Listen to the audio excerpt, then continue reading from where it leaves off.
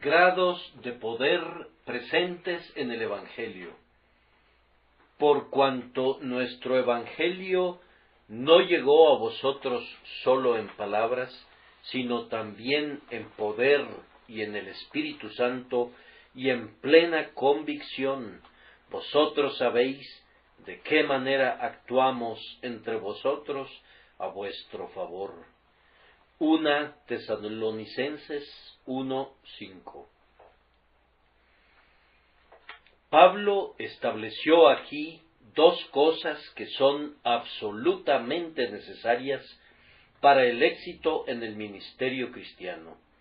Él llamaba al Evangelio nuestro Evangelio, y esto es absolutamente esencial para un siervo enviado por Jesucristo.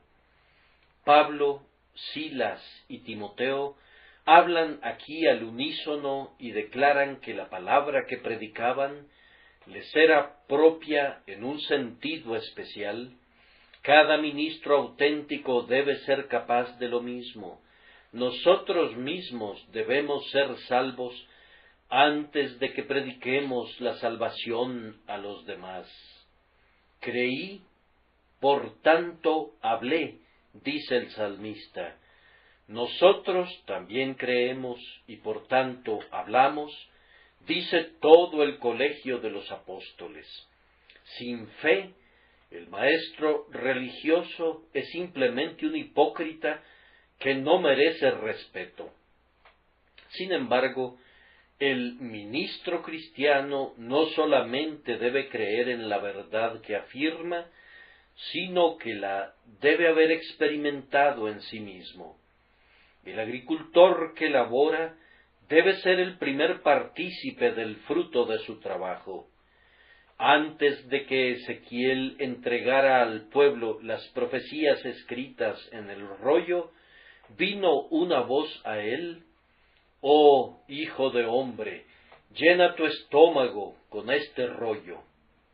Y el profeta no solamente se lo llevó a la boca, donde le supo dulce como la miel, sino que descendió hasta sus entrañas para mezclarse con su más íntimo ser. Nosotros mismos debemos sentir el peso de esa carga del Señor que proclamamos a los demás, o de lo contrario, no seremos ministros de tipo apostólico. Seremos más bien descendientes de los hipócritas fariseos que ataban cargas pesadas, difíciles de llevar, sobre los hombros de los hombres, pero ellos mismos no las querían mover ni aun con el dedo.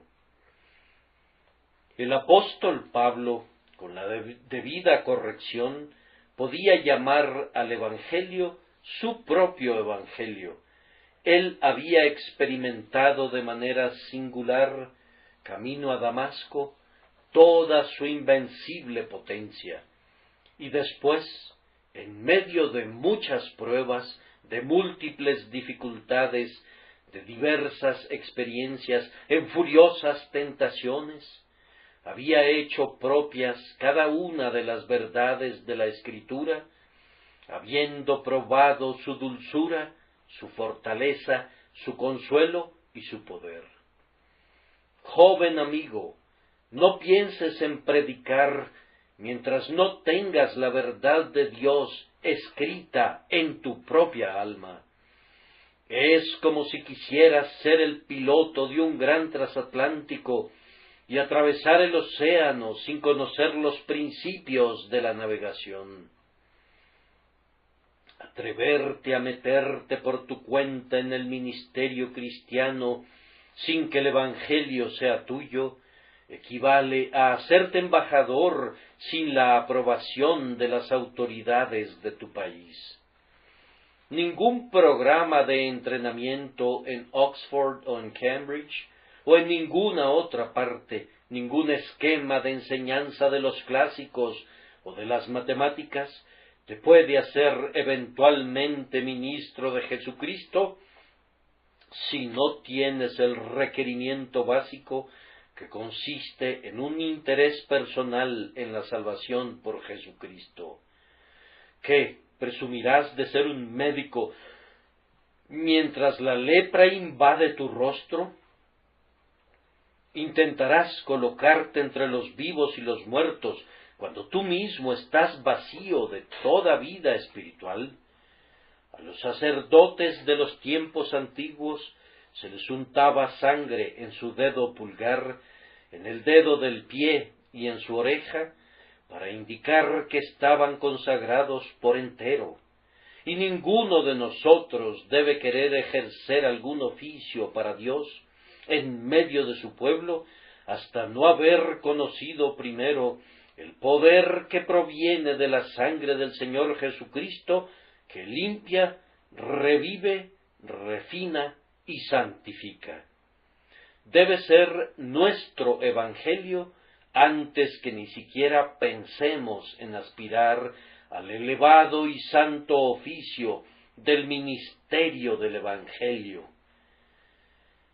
Pero sólo esto no es suficiente. El ministro cristiano, si quiere imitar a Pablo, debe ser muy cuidadoso de su manera de vivir en medio de su pueblo.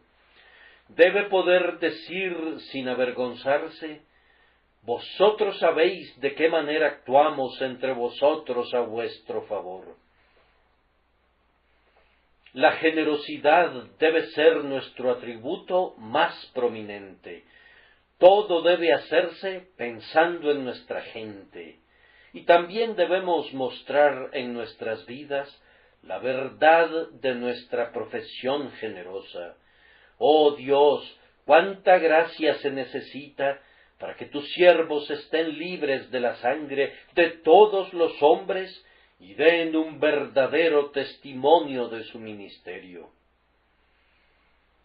No hemos sido nombrados para estar como simples postes que señalan el camino, indicando la ruta a seguir con una precisión sin vida y con una frialdad carente de entrega. Muchos han hecho esto. Mientras muestran el camino a los demás, nunca se han aventurado en él ni un paso siquiera. Tales hombres serán al fin juzgados de manera terrible.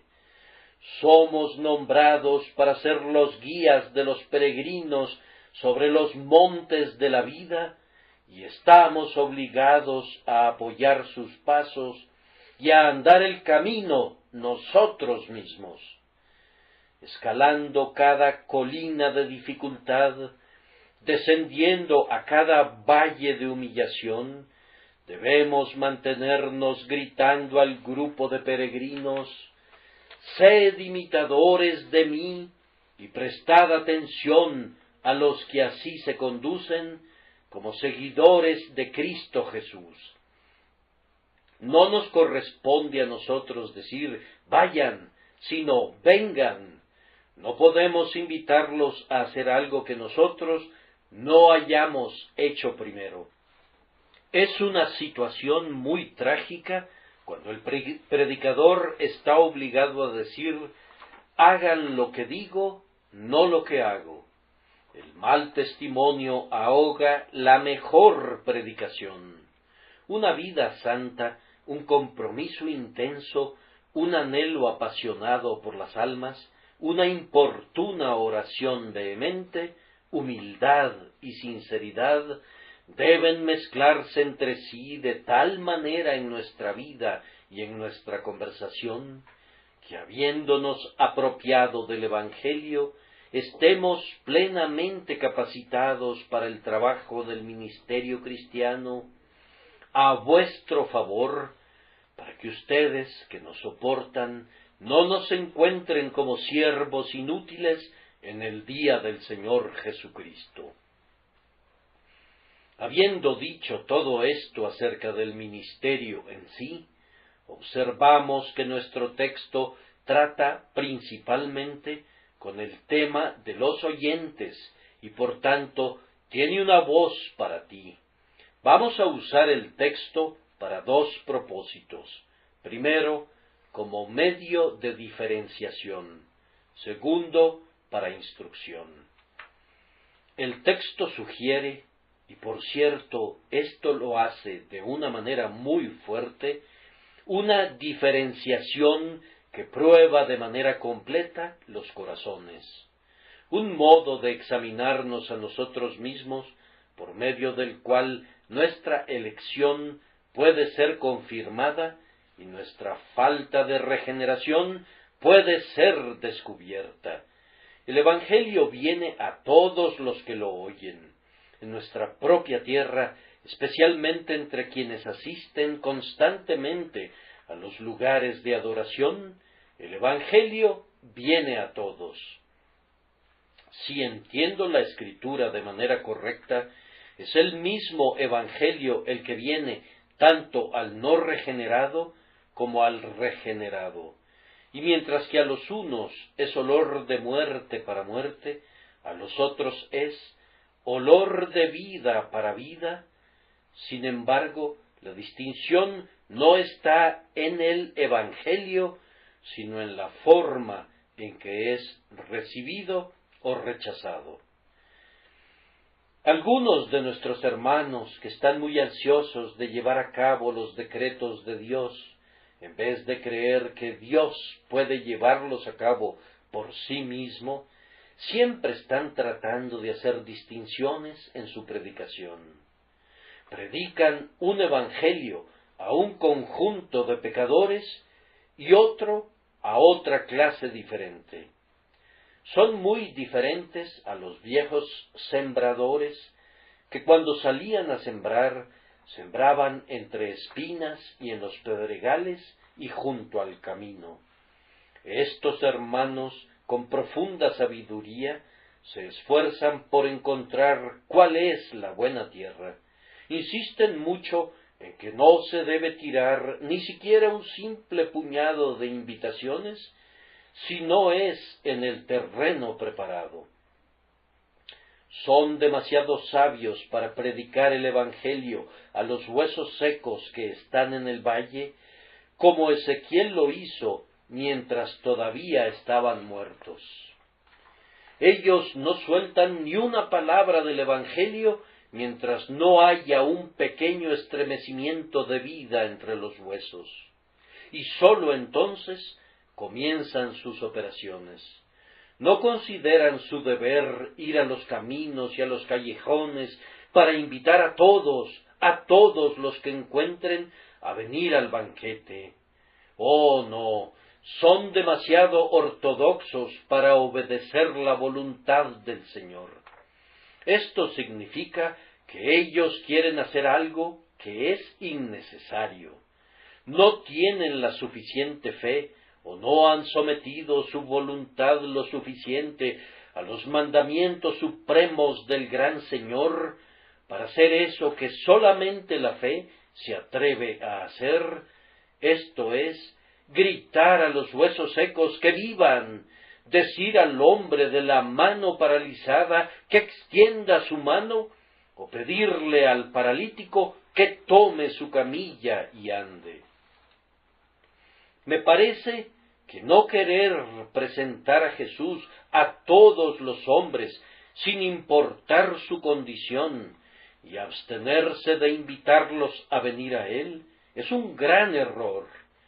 No encuentro que David adaptara sus consejos a la habilidad de los hombres.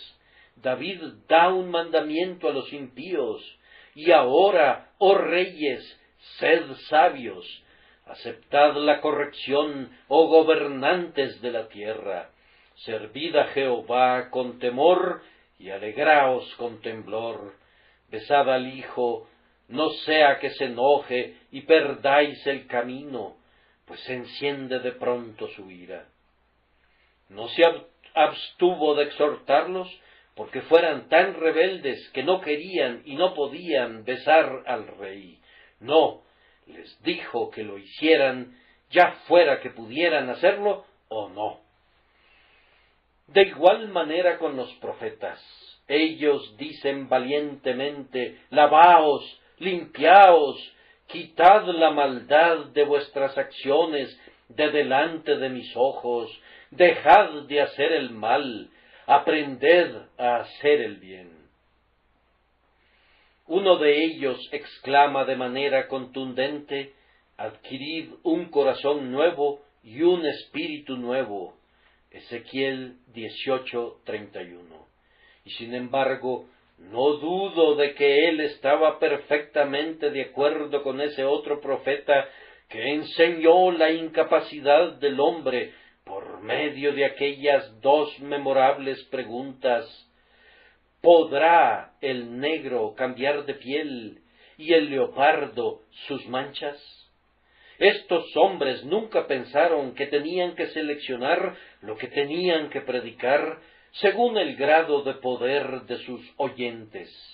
Ellos consideraron el poder que habita en su Dios, que hace que su palabra sea efectiva. Y ocurrió con los apóstoles lo mismo que sucedía con los profetas. Pedro gritó a la multitud congregada alrededor de la puerta del templo llamada Hermosa: por tanto, arrepentíos y convertíos, para que sean borrados vuestros pecados. Ellos presentaban el Evangelio, el mismo Evangelio, tanto a los muertos como a los vivos, el mismo Evangelio a los no elegidos como a los elegidos. El punto distintivo no está en el Evangelio, sino en si es aplicado por el Espíritu Santo o es dejado para que sea rechazado por el hombre.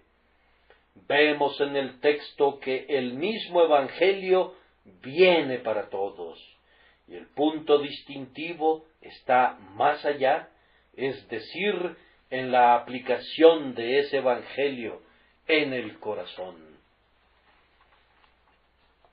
En primer lugar, el Evangelio viene para algunos solamente en palabras. Aún aquí hay diferentes niveles. Para algunos solamente viene en palabras de una manera tal que escasamente saben de lo que se trata. Algunos de ustedes van a un lugar de adoración porque eso es lo correcto. Se sientan en sus asientos y aguantan sentados durante 1 hora y media, más o menos, como una penitencia. Cuando han hecho eso, sienten que han llevado a cabo un acto muy propio, pero no tienen la menor idea de lo que trató el mensaje. Puede decirse de ellos que oyendo no oyen, pues sus oídos son tardos y pesados. No conocen más de la mente divina que los hombres que acompañaban a Saulo en el camino a Damasco, que oyeron una voz, pero no vieron a ningún hombre. Yo creo que una gran mayoría de los que asisten a las iglesias no entienden más de lo que trata la predicación, de lo que entendía el ayudante de Jonatán cuando corrió tras las flechas. David entendió su significado muy bien, pero el muchacho no entendió nada. Son demasiados los adoradores de un Dios desconocido que son insensibles, soñolientos e incapaces de pensar. Para otros, la palabra viene en un sentido un poco mejor, pero todavía en palabras solamente. La oyen y la entienden en teoría, y probablemente están más contentos con ella, especialmente si es entregada de una manera adecuada a su gusto, o si puede ser alabada por su entendimiento. Oyen y no olvidan tan rápido. Ellos pueden recordar y son gratificados con ilustraciones, verdades doctrinales y otras cosas similares. Pero cuando se ha dicho esto, se ha dicho todo. El Evangelio permanece en ellos como ciertas potentes drogas permanecen en los frascos de las farmacias. Están allí, pero no producen ningún efecto. El Evangelio viene a ellos como un cañón descargado, guardado en su cobertizo, o como un barril de pólvora almacenado en un depósito, no hay fuerza en él, porque el fuego del Espíritu de Dios está ausente. El predicador da azotes al aire y latigazos al agua, corteja al viento e invita a la nube cuando predica a gente así. Oyen, pero oyen en vano, son insensibles como el acero. Para otros viene de una manera preferible, aunque todavía solo en palabras. Realmente son afectados por él y las lágrimas corren por sus mejillas. Difícilmente saben cómo sentarse. Resuelven que cuando lleguen a casa van a orar. Piensan en enmendar sus vidas. Las locuras pasadas y los riesgos presentes desfilan ante ellos y de alguna manera están alarmados. Pero la nube de la mañana no es más permanente, ni el rocío temprano se desvanece más pronto que todas estas buenas cosas. Ellos contemplan su rostro natural a través del cristal de la palabra, pero una vez que salen, olvidan qué clase de hombres son, puesto que la emoción sentida es producida por las palabras y no por el espíritu y la vida de la verdad de Dios. Queridos hermanos y hermanas, los hombres lloran en el teatro y lloran con más llanto allí que en muchos lugares de adoración. Por lo tanto, simplemente llorar por la influencia de algún sermón no es señal de haber obtenido algún beneficio de él. Algunos de mis hermanos predicadores son expertos en desenterrar a los muertos. Te llevan a las urnas funerarias de tus padres, o te recuerdan a tus pequeñitos que han partido, y posiblemente son el medio de introducir mejores sentimientos mediante este tipo de trabajo sobre las emociones. Pero yo no estoy tan convencido de eso. Me temo que buena parte de las santas lágrimas derramadas por ojos humanos en nuestros lugares de adoración no es más valiosa que el agua bendita colocada junto a la puerta de entrada de las iglesias católicas. Es simplemente agua de los ojos, después de todo, y no quebrantamiento del corazón. La simple excitación producida por la oratoria es el arma que utiliza el mundo para obtener su fin. Necesitamos algo más que eso para los propósitos espirituales. Si pudiéramos hablar en lenguas de hombres y de ángeles y conmoverlos hasta alcanzar el entusiasmo que Demóstenes generaba en los antiguos griegos que lo escuchaban, todo eso no serviría de nada si sólo fuera el efecto del lenguaje apasionado del predicador y su fuerza al expresarlo. El Evangelio habría venido a ustedes en palabra solamente, y lo que es nacido de la carne es carne y sólo eso. En este punto puedo preguntar muy solemnemente si no es cierto que algunos miembros de esta congregación conocen la verdad solamente en palabra. Hay una cierta clase de personas, y algunas de ellas se encuentran presentes esta mañana, que son oidores profesionales de sermones. Van un domingo a escuchar al señor A, y después, otro domingo, van a escuchar al señor B, y siempre llevan con ellos sacarómetros, o sea, instrumentos para medir la cantidad de dulzura en cada sermón. Y hacen una medición del estilo y de la manera del predicador. Registran todos los disparates que dice y deciden cómo puede ser mejorado. Y lo comparan y lo contrastan con otros predicadores como si fuesen probadores de té y están probando té Lipton o Lags, o comerciantes de quesos probando queso manchego o tipo americano. Algunos individuos de esta clase no son sino vagabundos espirituales sin una habitación ni una ocupación establecidas. Andan rodando de un lugar a otro, poniendo atención a esto y aquello, sin obtener ningún beneficio. Y en cuanto a hacer el bien, ese pensamiento nunca entra en su cerebro.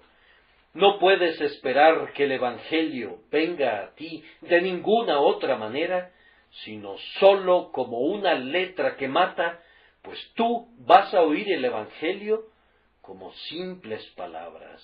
No buscas fruto, te sientes satisfecho si sólo ves las hojas. No deseas ninguna bendición. Si desearas bendiciones, las tendrías. Es a la vez uno de los hábitos más viles y más necios desperdiciar nuestro tiempo criticando constantemente a la palabra de Dios y a los ministros de Dios. Bien dijo George Herbert, no juzgues al predicador, él es tu juez. ¿Qué tienes tú que decirle al embajador de Dios? ¿Acaso que sus palabras no fueron bien dichas? Si Dios habla por él, Dios sabe quién es el mejor para hablar en su nombre.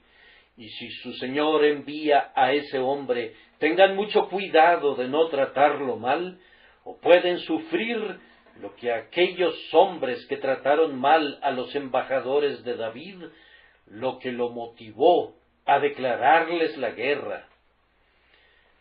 De acuerdo al texto, hay otros para quienes la palabra viene con 3 acompañamientos. El apóstol habla de poder y del Espíritu Santo y de plena convicción. No creo que la palabra de Dios venga a mucha gente con todas estas 3 cosas a la vez. Viene a una clase muy numerosa con poder. A un menor número viene con poder y el Espíritu Santo, y a un círculo muy reducido de elegidos en el Espíritu Santo en plena convicción. Si entiendo el significado de este pasaje, y no estoy muy seguro de ello como para dogmatizar, me parece que hay 3 grados de efectos producidos por el Evangelio. De cualquier manera, no estaremos equivocados si afirmamos que algunas veces hay un efecto producido por el Evangelio que puede ser llamado poder, pero que sin embargo no es el poder que salva. Para muchos de ustedes, mis queridos oyentes, la palabra de nuestro Evangelio ha venido con poder sobre sus entendimientos. Lo han oído, sopesado, juzgado y recibido como verdadero y como revestido de autoridad divina. Su entendimiento ha estado de acuerdo con las varias proposiciones que hemos proclamado como doctrinas de Cristo. Sienten que no podrían hacer otra cosa. Estas verdades de Dios tienen tanto sentido y se adaptan tan bien a la ruina de la naturaleza humana y a las mejores aspiraciones del hombre, que ustedes no dan patadas contra ellas como hacen algunos. Ustedes están convencidos de la autenticidad y de la autoridad del Evangelio por el propio Evangelio. Tal vez nunca han leído las evidencias de Paley y nunca han estudiado la analogía de Butler, pero el propio Evangelio ha venido a ustedes con suficiente poder para ser su propio testigo ante ustedes, y su entendimiento reconoce con gozo que esta es la palabra de Dios y la reciben como tal. Ha hecho más que eso. Ha venido con poder a la conciencia de algunos de ustedes. Les ha dado la convicción de pecado. Sienten ahora que la justicia propia es necedad, y aunque todavía pueden complacerse en la justicia propia, lo hacen con los ojos abiertos. Ya no pecan ahora sin remordimiento, como lo hacían antes, pues conocen un poco la pecaminosidad del pecado. Más aún, se han alarmado con relación al fin último del pecado. El Evangelio les ha hecho conocer que la paga del pecado es la muerte. Sienten que no pueden vivir con quemaduras eternas. Su corazón no descansa cuando piensan en la ira venidera. Como Félix, ustedes tiemblan cuando se les presenta el razonamiento de la justicia y del juicio venidero. Y aunque ustedes lo han hecho a un lado diciendo, sigue tu camino hasta que sea el tiempo adecuado para mí, sin embargo, ha venido a ustedes hasta ahora con un cierto grado de poder. Más aún, ha tenido un efecto sobre sus sentimientos, así como sobre sus conciencias. Sus deseos han sido despertados. A veces han dicho, oh, que yo fuera salvo. De cualquier manera, han ido tan lejos como Balaam cuando dijo, muera yo la muerte de los justos. Sus sentimientos de esperanza son activados. Ustedes esperan aún poder obtener la vida eterna y sus temores no están del todo muertos. Tiemblan bajo la palabra de Dios. Las emociones naturales que se parecen a las espirituales han sido producidas en ustedes por los destellos de la palabra, a pesar de que todavía el Evangelio no ha venido con el Espíritu Santo. Más allá de todo esto, el Evangelio ha venido con poder a algunos de ustedes en sus vidas. Puedo verlos con placer ansioso, porque sé que el Evangelio les ha hecho mucho bien, aunque no los ha salvado. Lamentablemente hay otros para quienes ha sido durante un tiempo brida y freno, pero luego se han alejado de él. Hay aquí quienes, como los perros, han vuelto a su propio vómito y como la puerca lavada han vuelto a revolcarse en el cieno. Alguna vez tuvimos esperanza por ustedes, pero casi debemos dejar de esperar. Algunas personas corren hacia la borrachera después de períodos de abstinencia, después de haber conocido lo malo de ese pecado y de haber profesado odiarlo. La pasión ha sido demasiado fuerte y de nuevo han caído en esa profunda zanja en la que están pudriéndose muchas personas aborrecidas del Señor. Oh, que Dios en su infinita misericordia traiga a sus almas el Evangelio con algo más que este poder común, que venga con el Espíritu Santo así como con poder. Ustedes pueden ver que hemos subido gradualmente hasta una considerable altura, pero ahora llegamos a una elevación mayor para hablar de la gracia salvadora. Para muchos de mis oyentes, como para los de Tesalónica, la palabra ha venido en el Espíritu Santo. Hermanos y hermanas, no puedo describirles cómo es que el Espíritu Santo opera por medio de la palabra. La obra del Espíritu Santo es equiparada por algunos a algo tan misterioso como un nacimiento o como al soplar del viento. Es un gran secreto y por lo tanto no puede ser explicado. Pero muchos de ustedes lo conocen experimentalmente. Antes que nada, el Espíritu Santo vino a ustedes como el gran dador de vida. Ustedes no saben cómo hizo que vivieran, pero esto sí saben, que lo que no tenían antes, ahora sí lo tienen. Saben que ahora arde en ustedes una chispa vital del fuego celestial muy diferente a esa chispa ordinaria de vida que estaba allí antes. Mientras oían a la letra que mata, el Espíritu de Dios vino con ella, y el Espíritu que da vida los hizo vivir con una vida nueva, más elevada y más bendita. Ahora tienen dentro de ustedes a Jesucristo, que es la vida y la inmortalidad. Ha comenzado el cielo dentro de sus corazones. Han pasado de la muerte a la vida y nunca vendrán a estar bajo condenación. Para ustedes, la palabra de Dios ha venido con el Espíritu Santo en un sentido que revive. Después entró con un poder iluminador, los iluminó en cuanto a sus pecados.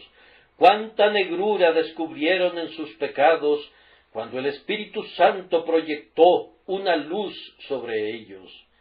Hermanos, no tenían ni la menor idea que eran tan pecadores como resultaron ser.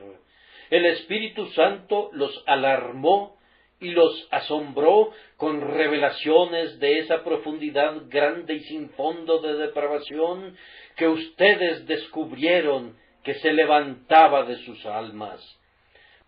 Ustedes estaban alarmados, humillados, arrojados sobre el polvo.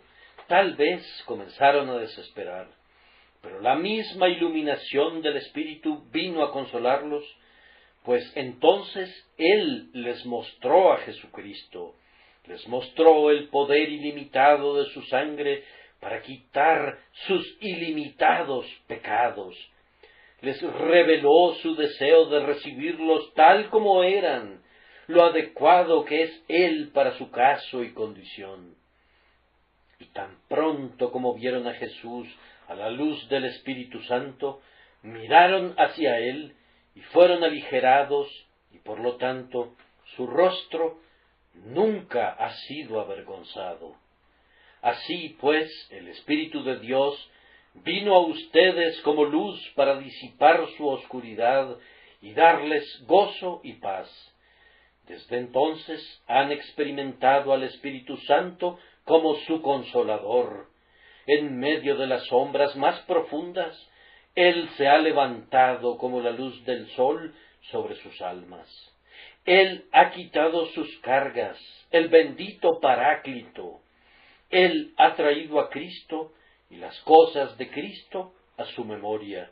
Él ha abierto para ustedes preciosas promesas.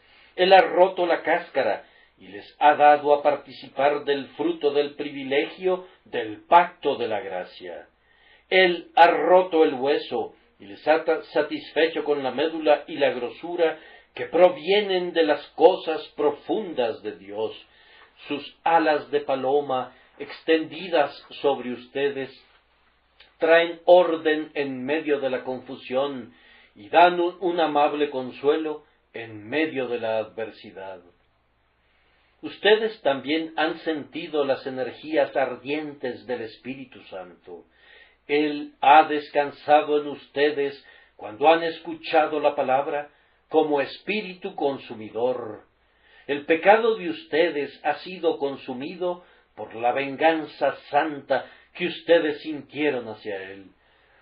Han sido conducidos a grandes alturas de amor a Cristo hasta poder cantar: si tuviera yo 1000 lenguas, ni una sola estaría callada.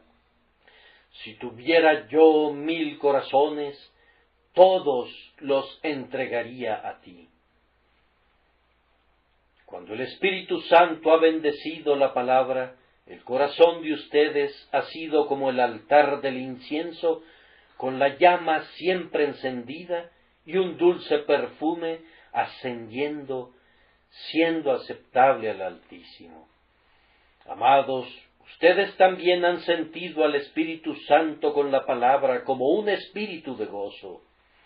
Oh, la bendición que hemos sentido a veces. Con mucha frecuencia siento mi espíritu abrumado, pero, oh, el éxtasis que mi corazón ha conocido cuando el Espíritu Santo me ha mostrado mi elección eterna de Dios, mi unión con Cristo Jesús.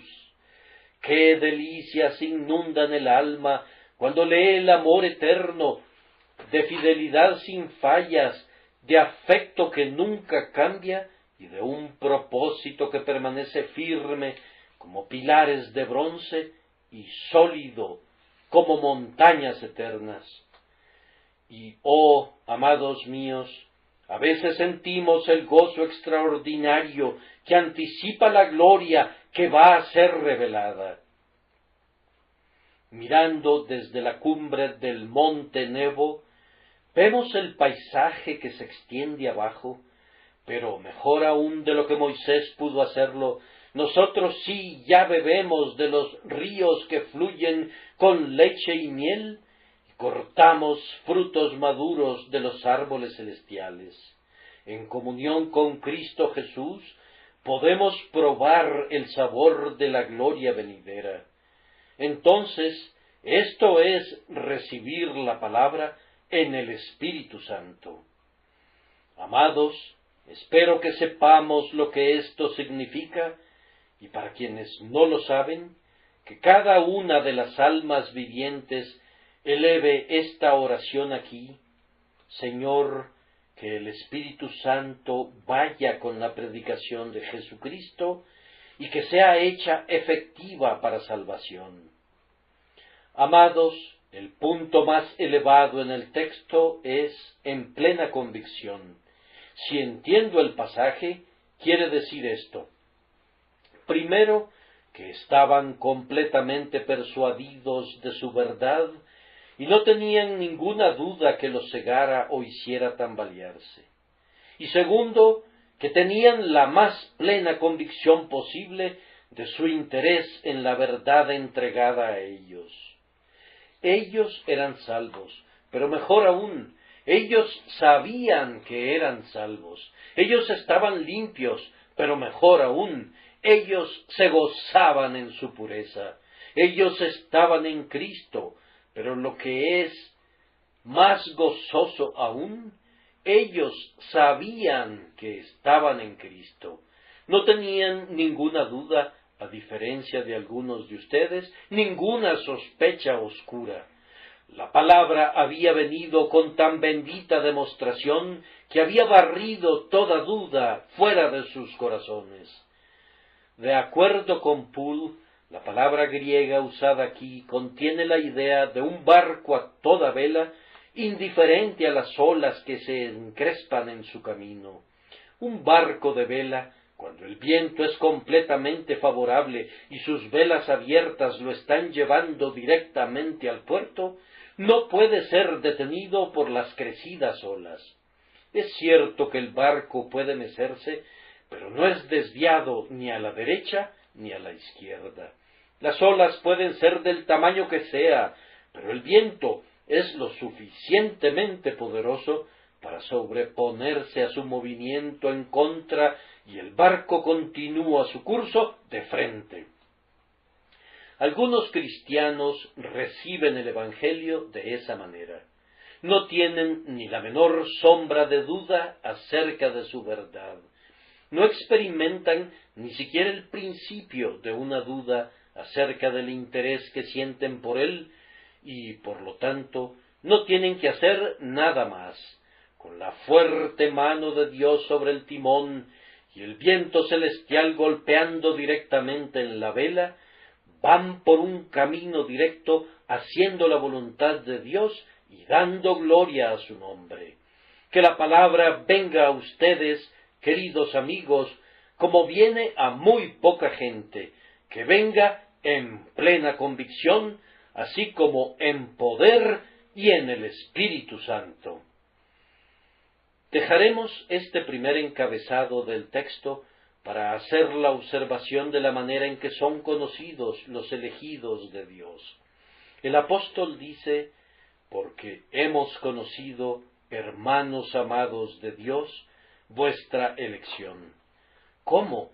Sabiéndolo no porque tratamos de adivinar al respecto, no porque ustedes se preguntan si son pecadores que han despertado, o si son pecadores sensibles o insensibles, no porque se ha esperado para predicarles el Evangelio hasta que han estado preparados para recibir el Evangelio, sino predicándoles el Evangelio en el estado en que se encontraban y descubriendo quiénes eran los elegidos, por esto, que los elegidos recibieron el Evangelio tal como vino, en poder y en el Espíritu Santo y en plena convicción.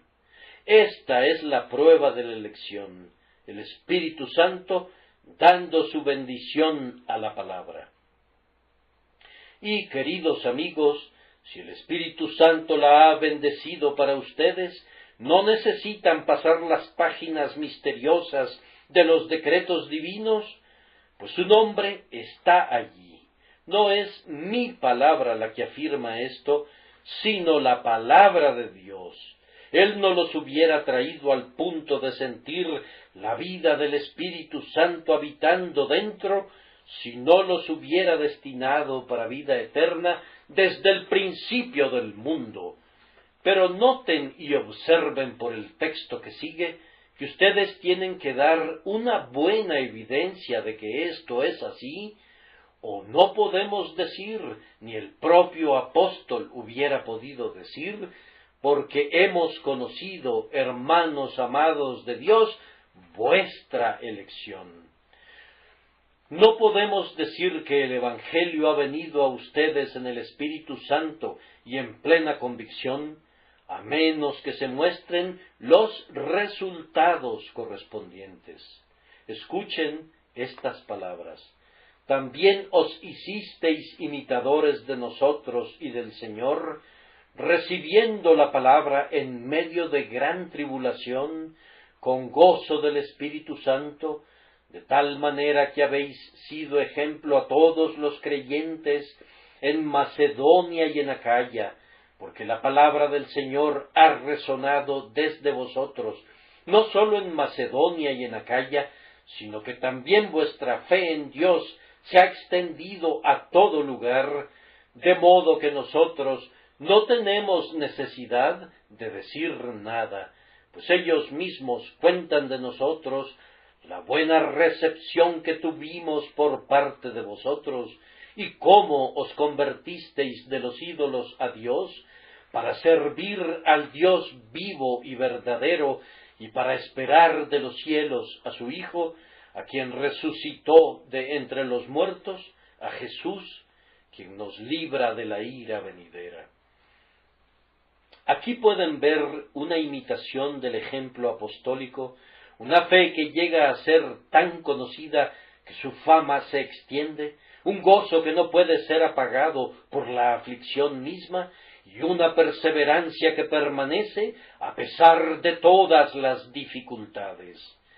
Pueden ver una conversión que renuncia a los ídolos más queridos y nos une a Cristo y nos hace velar y esperarlo a Él. Todas estas cosas son necesarias como pruebas de que el Espíritu Santo ha acompañado a la palabra. Oh, amados hermanos, quisiera que todos los miembros de esta congregación fueran no solamente convertidos, sino convertidos de tal manera que no hubiera ninguna duda al respecto. Quisiera que no solamente fueran cristianos, sino cristianos dando tales frutos que no pueda existir ninguna duda de que han recibido la palabra en plena convicción. Entonces será igualmente claro que ustedes son los elegidos de Dios. Que el Señor nos conceda que la palabra aquí sea como un poderoso imán colocado entre un montón de piezas de acero y de cenizas, capaz de atraer a todas las piezas hacia Él. Porque eso es lo que debe hacer el Evangelio. Debe diferenciar entre lo precioso y lo vil. Debe ser el aventador de Dios para separar a sus elegidos de los que son abandonados a su propia ruina. Y sólo puede hacer esto por la forma en que es recibido, demostrando la elección de los que lo reciben en el Espíritu Santo. Esto es suficiente en cuanto a la diferenciación. Ténganme paciencia durante unos cuantos minutos más, mientras usamos ahora el texto para una enseñanza práctica. Es claro por el texto que no basta con predicar el Evangelio.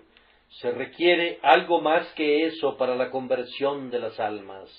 Muchas veces les he pedido que me ayuden, queridos hermanos, en la educación de nuestros jóvenes que han sido llamados para predicar el Evangelio, para que sean más eficientes en su ministerio, y ustedes, amablemente, me han ayudado.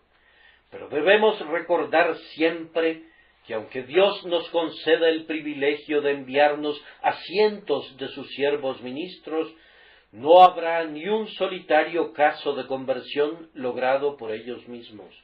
Queremos hacer todo lo posible para erigir nuevos lugares de adoración para esta ciudad que crece rápidamente, y siempre es un día muy feliz para mí cuando veo que se termina una nueva casa de oración. Pero ni una sola alma será llevada a regocijarse en Cristo Jesús por el simple hecho de construir un lugar de oración o por la adoración que se celebra en ella. Debemos tener la energía del Espíritu Santo.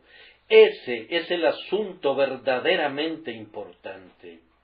¿Qué es lo práctico de esto? Pues que se vuelve imperativamente necesario que oremos mucho a Dios para que venga el Espíritu Santo.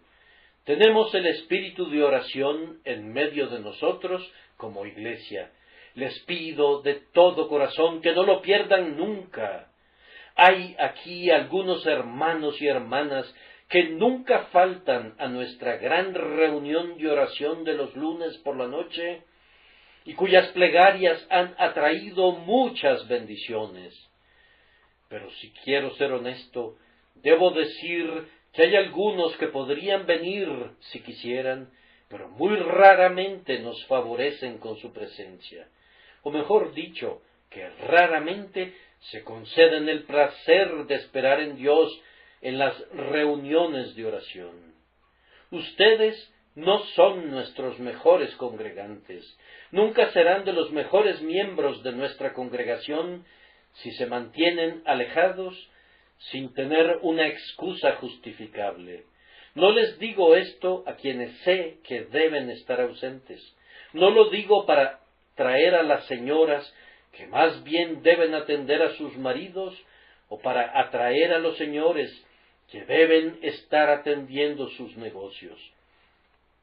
Pero lo digo para quienes sí pudieran estar aquí y que no sufrirían en nada por venir. Y debo aclarar lo que quiero decir con esto. Tengo mucho menos de qué quejarme en relación a esto que cualquier otra persona en la cristiandad, pues no he conocido ni he oído de ningún otro lugar cuya asistencia a las reuniones de oración mantenga una proporción tan buena y justa en relación a las reuniones dominicales de esta congregación. Pero aún así, hermanos, queremos que todos ustedes oren. Quisiera poder verlos a todos. Oh, sería un día muy feliz si pudiéramos ver este lugar lleno los lunes por la noche. No veo por qué no pueda ser así. Me parece que si sus corazones se encendieran completamente, alguna vez podríamos llenar este templo en la reunión de oración. Y qué bendiciones podríamos esperar recibir.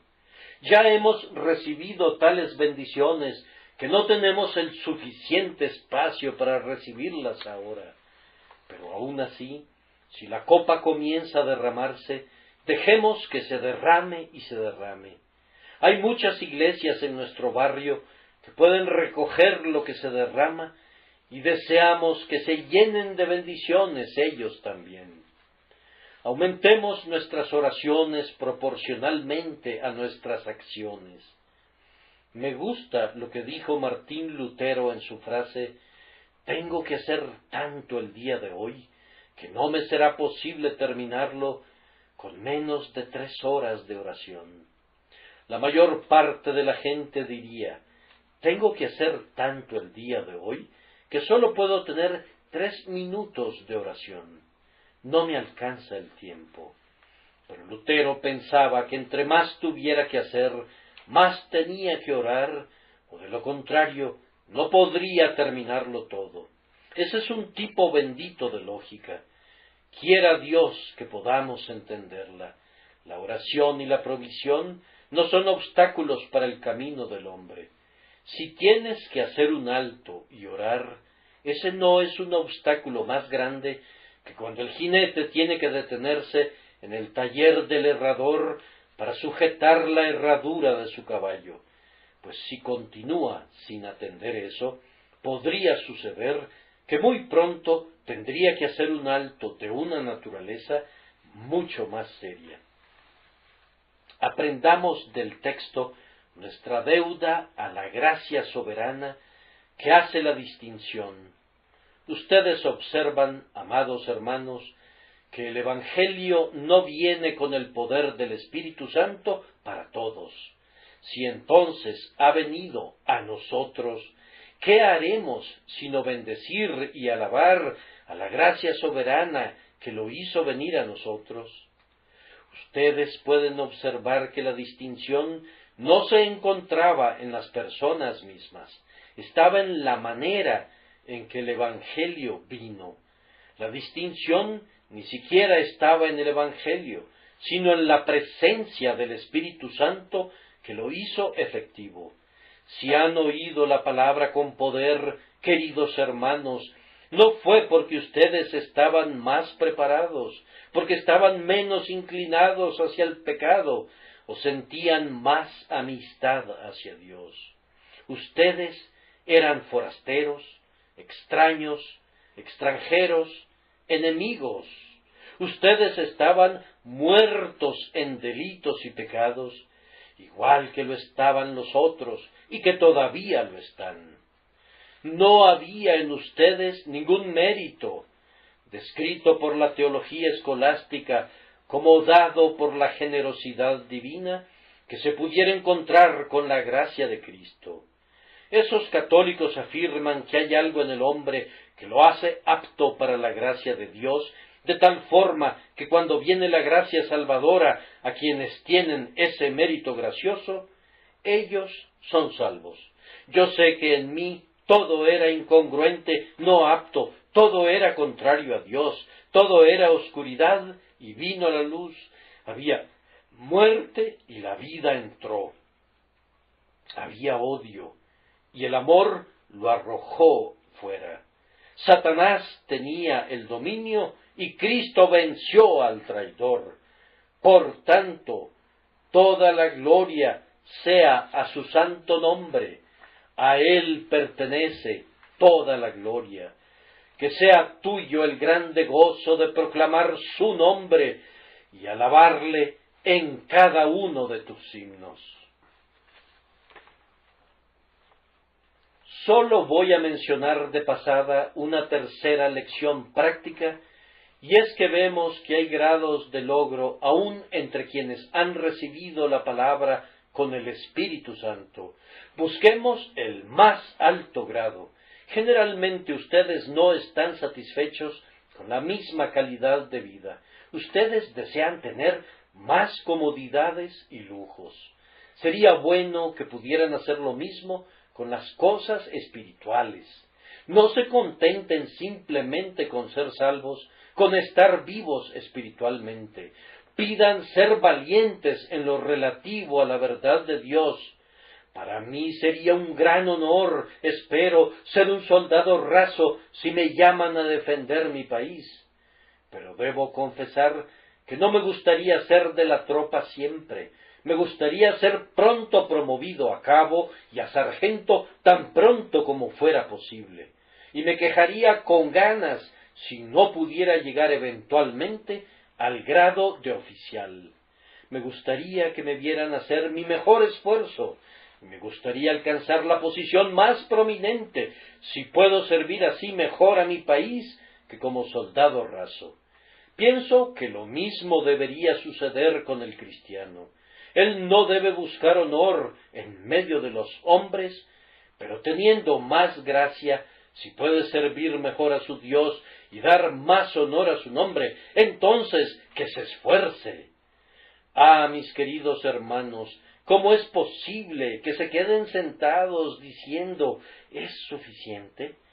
La política de quédate tranquilo y agradecido no es muy aceptada ni en el campo político, ni mucho menos en el religioso. Arriba y adelante, de la misma forma que el águila tiene por lema superior y se remonta más alto y más alto y más alto, hasta que el ala joven que al principio temblaba ante la altura ha crecido para convertirse en esa ala fortalecida que la hace compañera del sol y del rayo, que así también haga el cristiano.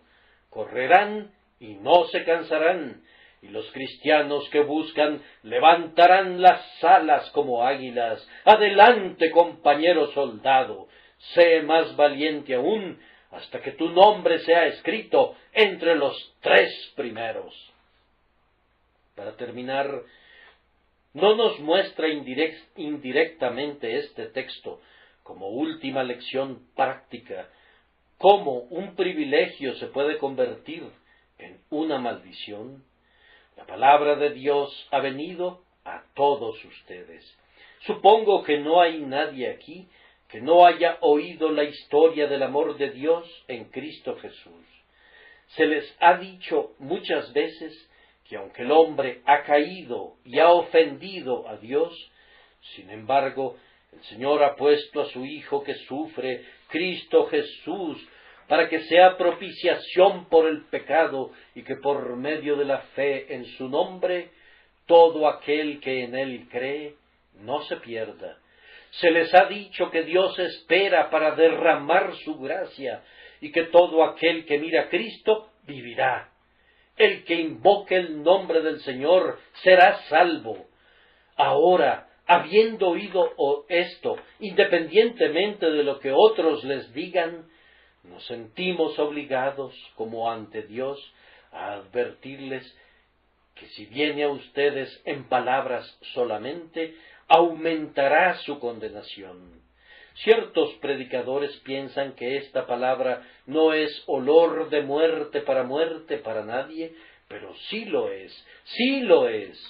Cualquiera que sea su teoría, no importa lo que la teología hipercalvinista tenga que decir, dice la palabra de Dios que será más tolerable para Tiro y Sidón en el día del juicio de lo que será para Capernaum y Betsaida, porque oyeron la palabra, pero no se arrepintieron. Ustedes no son máquinas, ustedes no son simples criaturas sobre las que se actúa. Ustedes deben actuar de la misma manera que son movidas, y cada buena palabra que llega a su oído es escrita como una deuda en contra de ustedes. No hay ninguna declaración en el Evangelio de Jesucristo que, si es rechazada, no los deje en un grado de mayor desobediencia de la que estaban. Recuerden cómo lo establece el apóstol. Pero para los que no creen, la piedra que desecharon los edificadores, esta fue hecha cabeza del ángulo, y piedra de tropiezo y roca de escándalo. Aquellos tropiezan siendo desobedientes a la palabra, pues para eso mismo fueron destinados. Ellos no podrían haber sido desobedientes si no fuera su deber obedecer. Ningún hombre es desobediente allí donde no hay ley. Es por tanto el deber de cada pecador que oye el Evangelio creer en él. Y si no cree, esta misma piedra caerá sobre él y lo triturará hasta convertirlo en polvo. Besad al Hijo, no sea que se enoje y perdáis el camino, pues se enciende de pronto su ira. El mismo Salvador que bendice tendrá ira. El que ama a su pueblo se enojará con quienes lo rechazan. Y cuando su ira se enciende un poco, ¡ay del objeto de su ira! Benditos son todos aquellos que confían en él. Que nosotros seamos contados entre el número de los benditos, para alabanza y gloria de su gracia, por medio de la cual nos hace diferentes de conformidad a la elección de su propia divina voluntad. Que Dios bendiga a esta congregación por Jesucristo nuestro Señor. Amén.